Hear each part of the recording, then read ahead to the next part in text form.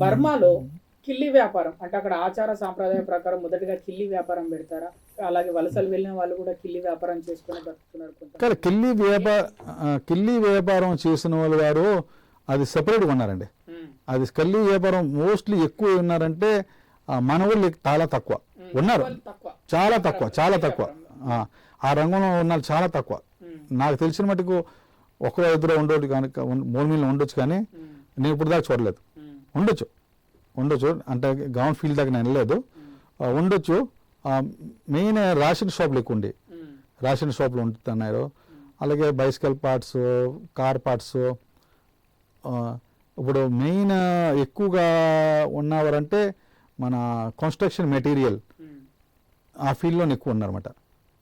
ఆ ఫీల్డ్లో ఎక్కువ ఉన్నారు మనోళ్ళు. మళ్ళీ గవర్నమెంట్ ఉద్యోగంలో కూడా ఒక డైరెక్టర్ పోస్ట్ దాకా వెళ్ళిన వాళ్ళు కూడా మంచిగా ఉన్నారు, ఇప్పుడు కూడాను తయారవుతున్నారు.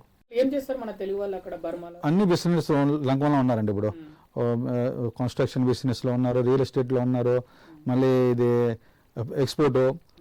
ఇప్పుడు మా ఎంటీబీ చైర్మన్ అంటే మా ఓన్ బ్రదర్ చౌబే అంటే భూలోకరావు, ఆయన స్థాపించాడు.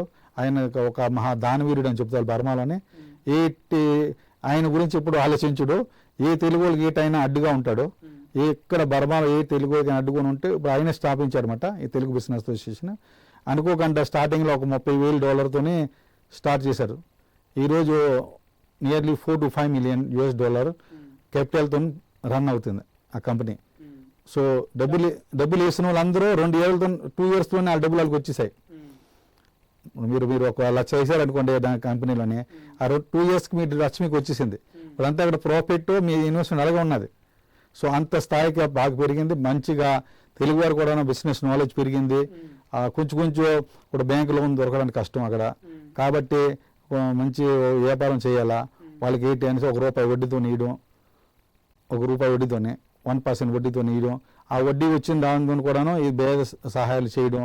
సో ఇలాంటివి జరుగుతున్నాయి. ఇది మాత్రం బర్మాలో సూపర్గా ఇది నడుస్తుంది అన్నమాట.